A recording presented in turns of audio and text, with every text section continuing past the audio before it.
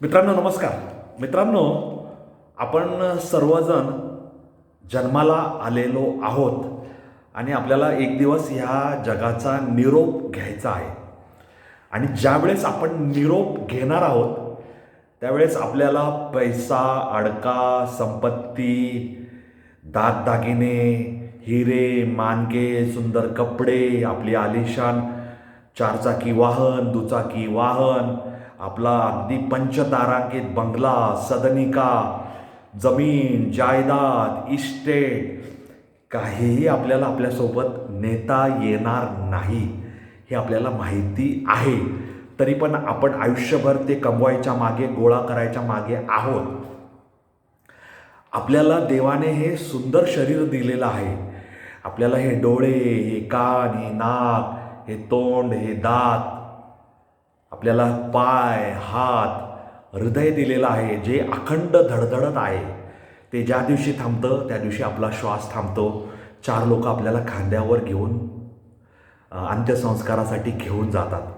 तुम्हाला प्रश्न पडला असेल की सुरेश कोडितकर या विषयावर आज पुन्हा का बोलत आहेत, कारण माझे या विषयावरचे मागेही काही व्हिडिओ आहेत.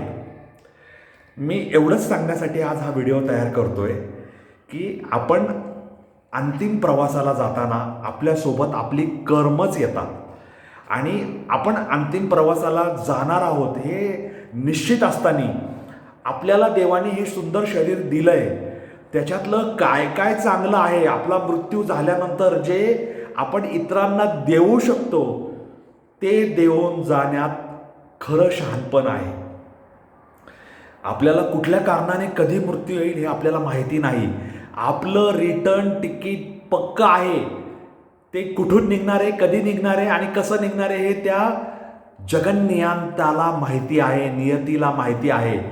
अपघातात आपला मृत्यू आहे का, हृदयविकाराने मृत्यू आहे का, कुठं काय आहे हे कटू जरी असलं तरी हे सत्य आहे. त्यामुळे ते सत्य कधी ना कधी स्वीकारावं लागणार आहे आणि ते स्वीकारणं अटळ असताना आपण आपलं शरीरातील विविध अवयवांचं दान करण्यात यावं असं पत्र, असं स्वेच्छापत्र आपण आधीच लिहून संबंधितांच्या ताब्यात द्यायला हवं. आपल्या लेकराबाळांच्या, मुलाबाळांच्या की मी मृत्यू पावलो तर माझे अवयव दान करा, माझ्या ह्या डोळ्यांची पटलं दान करा, माझं यकृत दान करा, माझं हृदय दान करा, माझी फुफ्फुसं जर कुणाला कामाला येत असेल तर ते द्या, माझी त्वचा कुणाला कामाला येत असेल तर त्याला द्या, माझं मूत्रपिंड, किडन्या खराब झाल्यात अनेक लोकांच्या, त्यांना डायलिसिस करावं लागतंय, ते मूत्रपिंड कुणाला देता आलं तर जरूर द्या. अशा प्रकारचं आपलं अवयवदानाचं पुण्यकाम आपण जिवंत असतानाच करून ठेवायचं आहे. इच्छापत्र किंवा रुग्णालयाचं जे विहित नमुन्यातला प्रपत्र असतं, फॉर्म असतो, तो भरून ठेवायचा आहे, जेणेकरून आपण गेल्यावर आपलं शरीर अंत्यसंस्कारासाठी नेण्याच्या आधी संबंधित रुग्णालय येऊन आपल्या शरीरातील ते अवयव काढून ज्याला कोणाला गरज आहे त्याला ते देतील आणि मग आपलं शरीर अंत्यसंस्कारासाठी नेण्यात येईल. अंत्यसंस्कार केल्यानंतर आपल्या शरीराची राख होणार आहे. आपली राख, आपली रक्षा आणि अस्थी या नदीच्या पाण्यात प्रवाहित केल्या जातील. ते करण्याआधी आपल्या शरीरातील चांगले अवयव गरजवंताला दान करण्यातच आपल्या शरीराचं, आपल्या जन्माचं सार्थक आहे.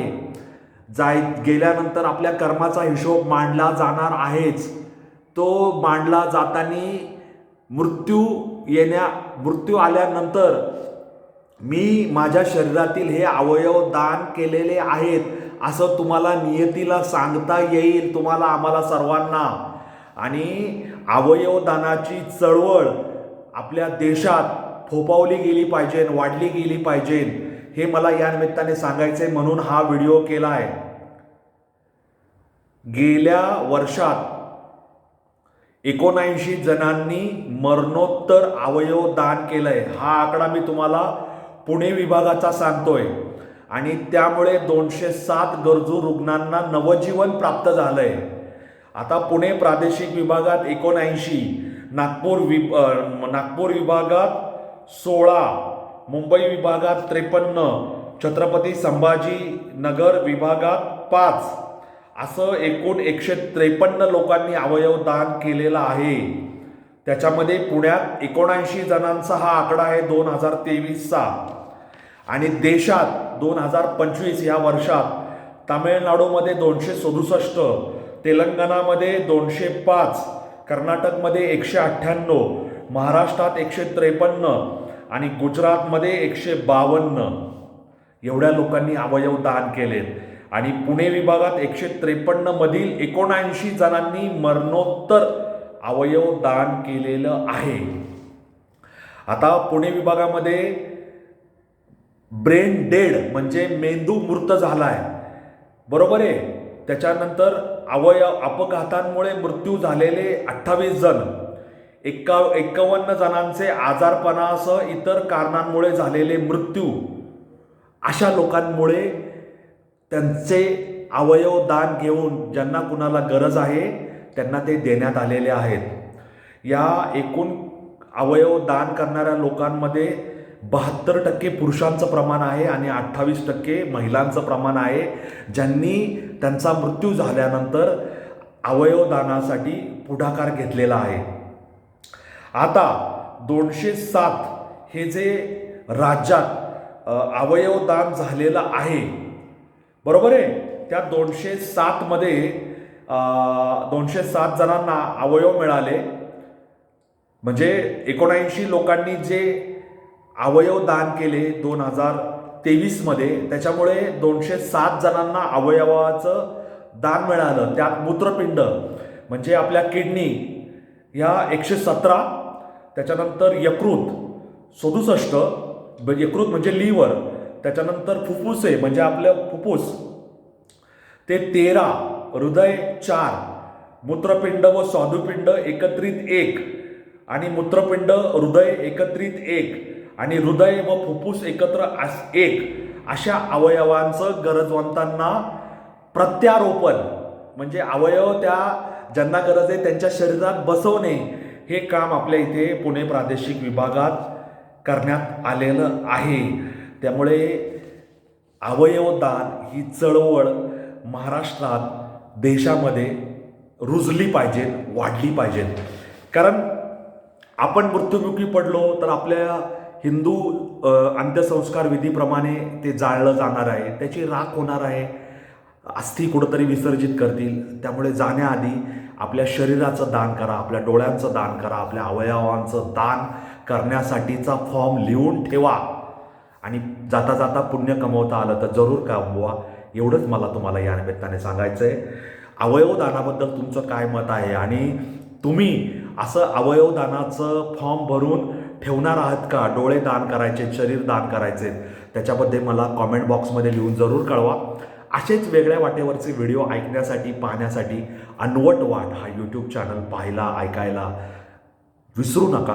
माझ्याशी जोडलेले राहा. माझा YouTube channel like, share, subscribe करा आणि आपल्या मित्रपरिवाराला, आप्तजनांना, स्नेहीजनांना सांगा. तुम्हाला कोणाला भेट काही द्यायची असेल तर माझ्या चॅनलची लिंक त्याला व्हॉट्सअपला कॉपी पेस्ट करून ती लिंक भेट द्या.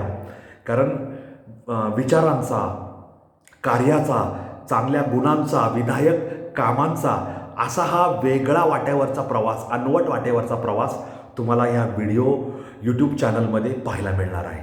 तेव्हा मी तुमची रजा घेतो. सुरेश मुरलीधर कोळीतकरला रजा द्या. धन्यवाद. जय हिंद, जय महाराष्ट्र, वंदे मातरम, जय श्रीराम, जय जगन्नाथ, जय सनातन. धन्यवाद.